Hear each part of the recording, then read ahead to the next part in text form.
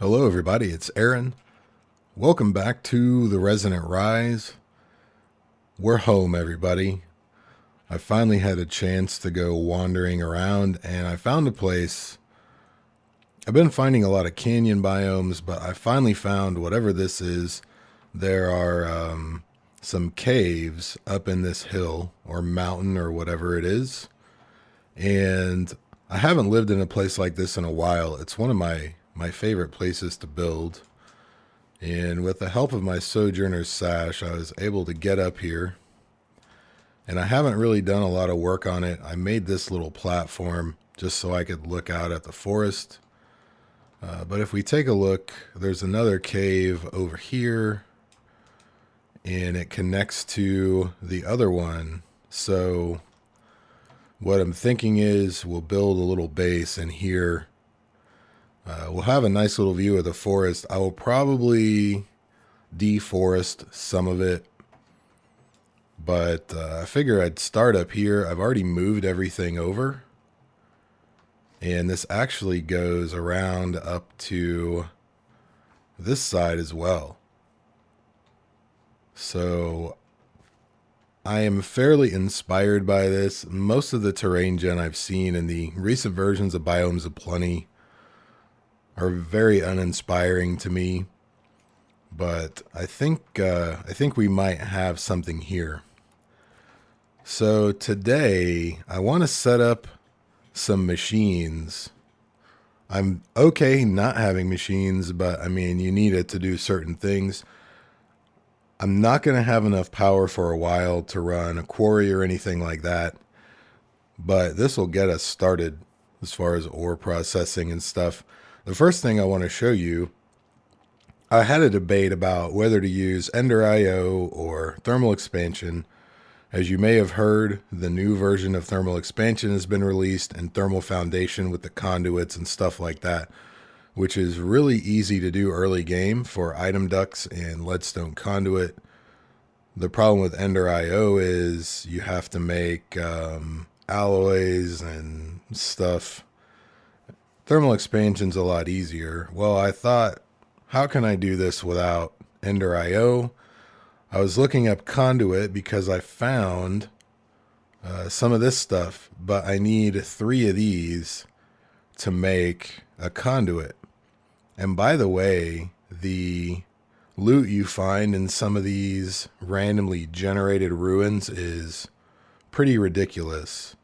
I got a half a stack of dark steel. You can find enchantment tables everywhere. It's a little much for me. That's neither here nor there. So I'm looking up conduits and I see this conduit by a mod called RF Conduits. If you notice, this says conduit 840.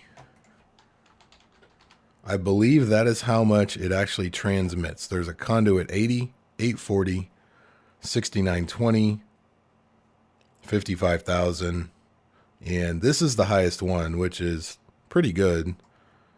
It's also pretty expensive. The thing I like about these conduits, as opposed to the Ender IO conduits, is they're upgradable. So I'll give you a little for instance here. The first time you make the conduit, it actually looks like this in NEI. So I've made these 2 already. Once I make this one and place it in the world, it'll actually look like a little conduit. And now you can see the conduit actually looks like conduit. So I'm not sure if that's a bug or whatever, but no matter. You don't need a wrench to break it. You just use a pick. It takes 1 hit. Unfortunately, I'm going to have to make a few more because now I don't have enough to do what I want to do today. But that's okay. So we're going to make a few more of these, I think.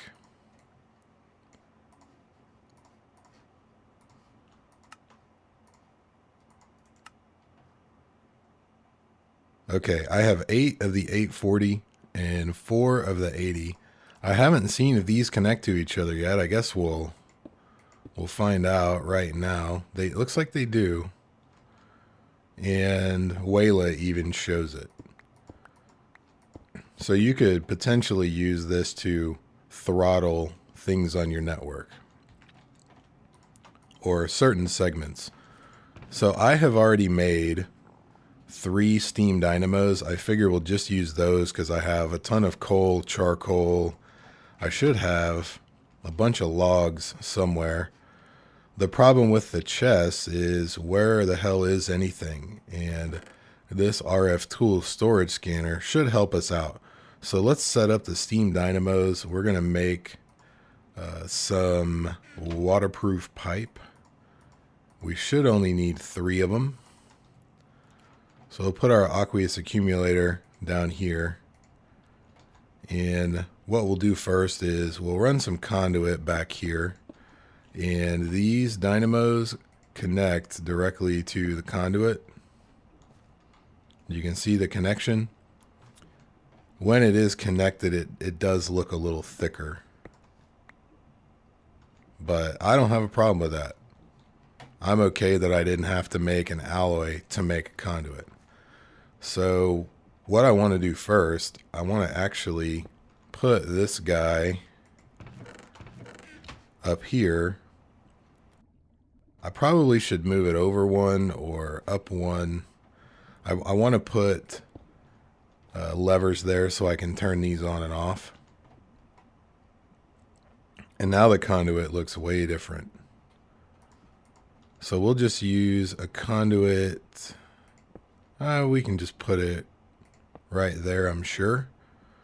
And we're going to need to give these guys some sort of fuel. I'll just split up 1 stack of coal for now because we don't really need that much. And hopefully it gets power.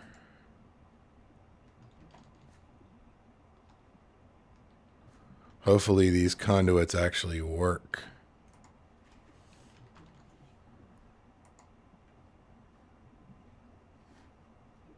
And I'm not sure if this thing takes power, but I tried it before and it didn't work, so I assumed it did. Yeah, it does. So I don't know if these conduits are just buggy or what. Let's replace them with the engines there. Yeah, I'm still not getting any power. So let's put down our pulverizer.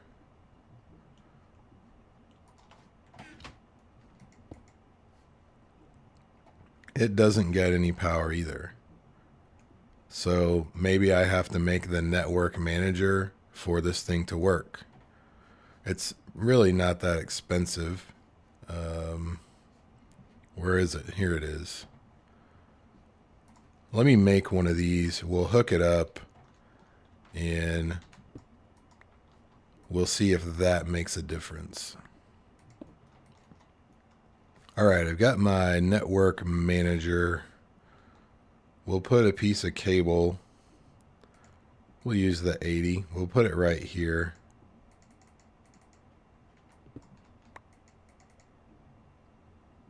So it does, this thing has power. Now this does too. And this one does not.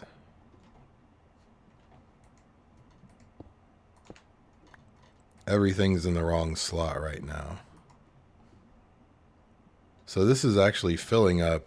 So let's try this again. What it's supposed to do is if it finds what you're looking for, it should show it here and it'll tell you, like it highlights the chest. I'm not sure if it needs to be connected to the inventories or not. It might. The fact that this is not getting power concerns me. So maybe these RF conduits aren't all they're cracked up to be. Maybe they can't share a side.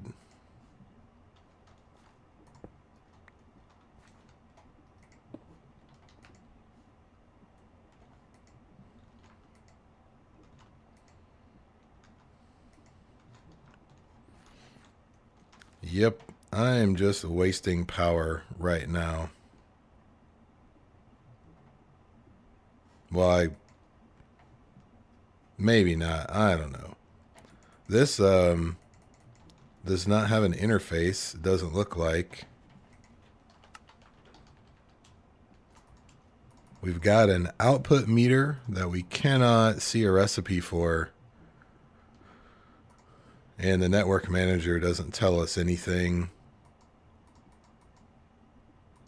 And we cannot craft a debug item. So maybe this thing is still in development. Even with an empty hand, it doesn't work. Alright, so we're going to need a new solution for this. Let's try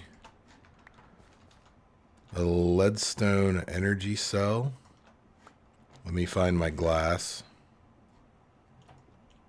Okay, we got this leadstone energy cell.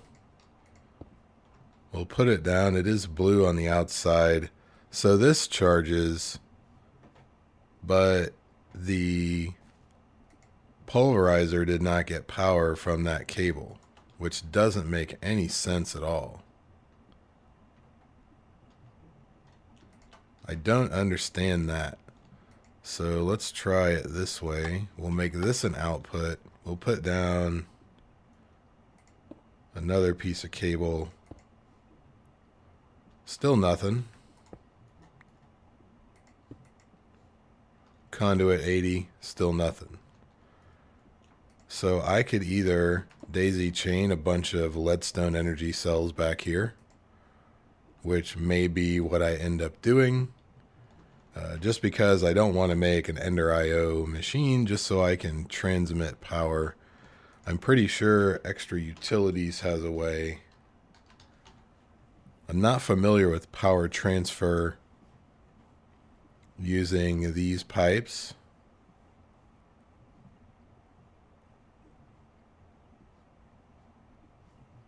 I know there's a transfer node for energy which requires a QED, and I am not prepared to make that yet. So I'll make, this is what I'll do. I'll make 4 more leadstone energy cells. There will be a bit of a bottleneck, and one steam dynamo will probably do this since these have a max output of 80. What I may look into is making hardened ones. We'll do it that way. I think that'll be better. I can make the in-bar. I saved a bunch of dust to do so. Let's try this right now just to see if these things have to be touching inventories or what. We'll output this on the left.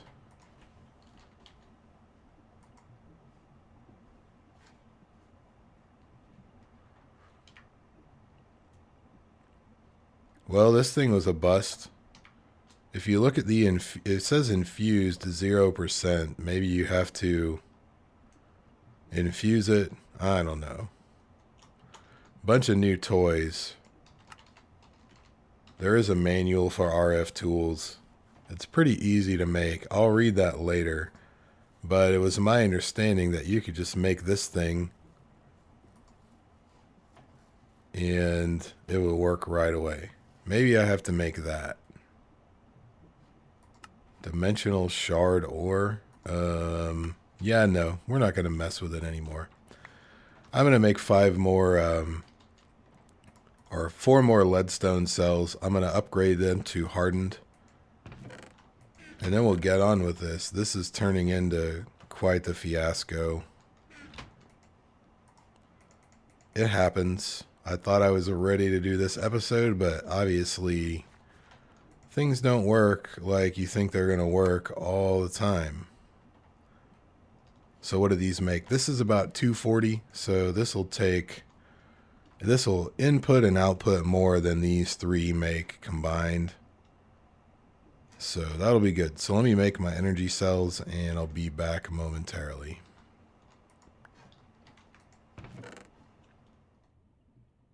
Alright guys, I have now 4 more hardened energy cells. And I should note that I'm not necessarily making a no Ender IO rule. I just wanted to do thermal expansion. Obviously, it'd be easier if their pipes were updated for this pack, but they're not, so not a lot I can do about that. But like I said, I just didn't want to make a machine to have to make conduits to do thermal expansion stuff. So we'll do Ender IO at some point. I just thought I'd make a quick little easy setup with this newfangled conduit that doesn't seem to actually do what it's supposed to do. Either way, so what we're going to do, we're going to daisy chain these. So these are going to be input on the left, output on the right, and they're also going to output on the front. All 5 of them.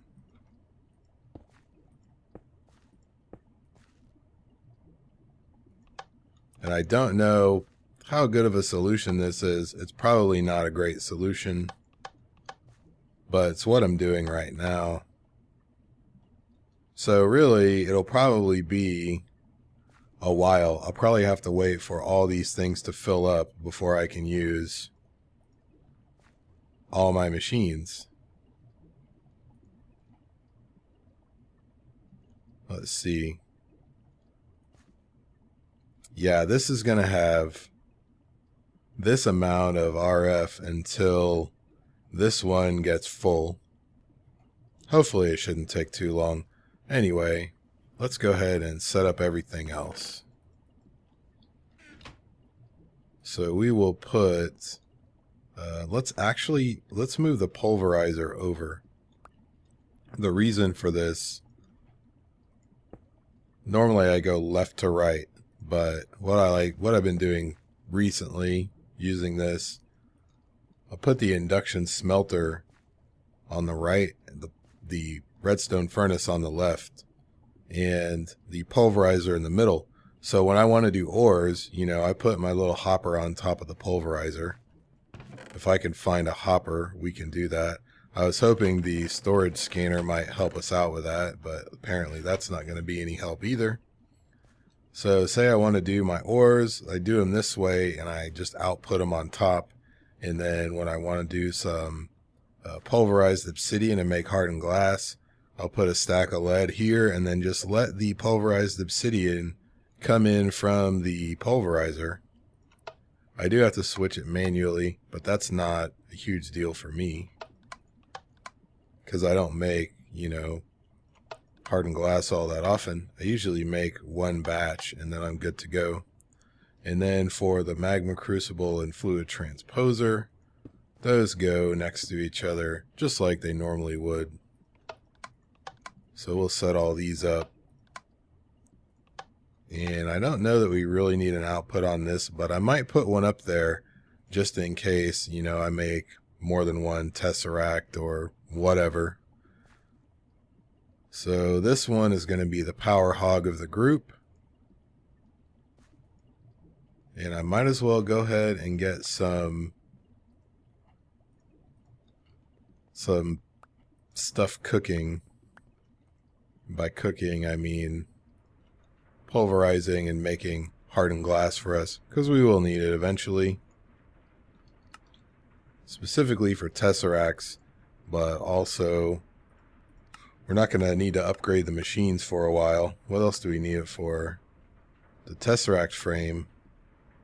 If we want to make a redstone energy cell, really that's it. Or any kind of augments.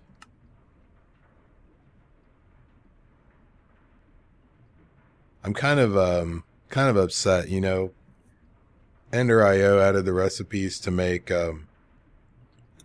hardened glass and stuff like that in its machines, but I cannot make the Ender IO alloys in the induction smelter. And I forgot to turn this over. It makes sense that you wouldn't be able to make the ones that require 3. But if I wanted to make some electrical steel, or no, the ender conduit or the redstone stuff with iron and redstone or iron and ender pearls, I should be able to do that in this smelter. But I can't. So I'm going to leave this energy cell open just so I can tell when these things are full. I'm going to get rid of this stupid thing and hope it still works. It's really hard to tell. I guess I should probably take a look at all the energy cells and make sure I'm still transmitting power without it. Probably not. That would be my luck.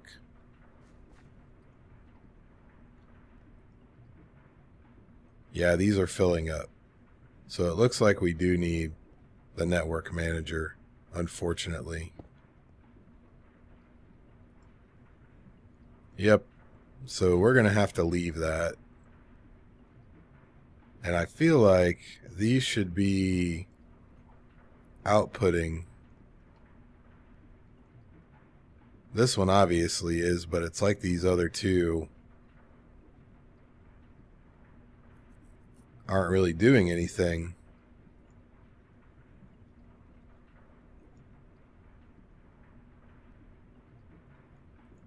They're not. I don't understand this, man. Oh well. Maybe this will work out. I'll probably break down and make some Ender IO conduit. But I'm going to leave it here for now because I'm not at all happy about this situation. And I might just remove this mod from the server totally. So let me go ahead and show you this real quick. I've been working on some of this stuff. And again, I've been only using this for certain things, you know, only for ProjectE things. I've gotten up to the Klein Star Omega, which will charge this ring, which allows flight. I've been using it sparingly. I used it to do a little bit of exploring, but other than that, I haven't. There are some very useful things, okay? This destruction catalyst, let me just show you this thing. I'm going to need to clear out some space here anyway, so let me just do this. Let me make sure nothing is in the way. We can actually do this over here. What this does, if you right click it, boom, a hallway. So I think I'm probably going to use this thing to clear out all the space in here, just because there's no sense making it harder than it has to be, right? It's a tool. I'm going to use it as such. The things I'm not going to use that I was kind of messing around with, there's this thing called the Harvest Goddess Band. This thing. Let me just show you what it does. If we plant a tree, oh, I'm going to die.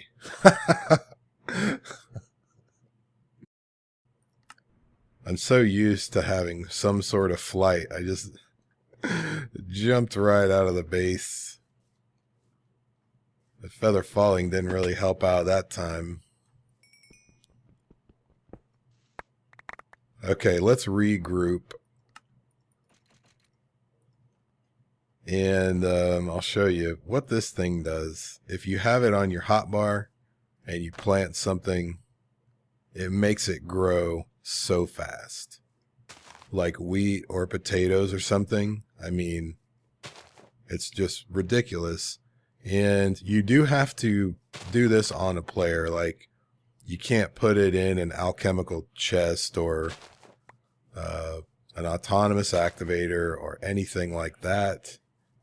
But it's just crazy how fast it speeds up tree and plant growth. So just add it to the list of OP things in the mod. Let's hope I can get back upstairs. We'll see if there's anything else I made to play around with that I needed to show you. Okay, yeah, one other thing. The red matter furnace. I made this just, you know, because I actually never made one in TechIt. So just take a look at this. If we put it down, I think it'll actually run on regular coal. Maybe it won't. It definitely runs on Mobius fuel or higher. We'll try the coal. Notice that I have 4 osmium here. Now I have 8 ingots. That's how fast this thing cooks. And the burn time on this stuff is 25,000. I guess that's ticks. This is 1600. You can see the comparison. But just to show you how fast this will go through a stack of something. On one piece of coal, I got a half a stack very quickly. So I haven't really been using this thing, but I was just like, let's make it and see what it does. And that's what it does. And I think you can only break it with a red matter pick, which, by the way, you can... This has different modes as well, and if you charge it up and then right click, it takes out a huge area, kind of like the blood sword from, or the blood pick from Blood Magic. So I've gotten pretty far with this. I probably won't do any more because, I mean, once you've got red matter, you could really do just about anything. So I think that'll do it for this episode, guys. It looks like the way this is working is it's only actually extracting from one dynamo at a time. You notice this one ran out. Now this one is going, and this one is not really, I mean, it's burning something, but it's not really doing anything. So that's what I think is happening. I don't really like it. So I'll make some Ender IO conduits when I'm done recording, and I'm not going to show you that because I'm sure you know how to make it. We have to make an alloy smelter, and you have to make either conductive iron, energetic alloy, or vibrant alloy, which is all pretty expensive. But we have the resources to do this, so I'll probably make one more piece of the the vibrant alloy, and then just make 8 of these and do it like that. So that's going to do it for this episode, guys. If you have any questions, comments, or suggestions, please leave them down below. I'm going to get to building this base, and hopefully I'll have something to show you next episode. Thank you very much for watching. I'll see you next time.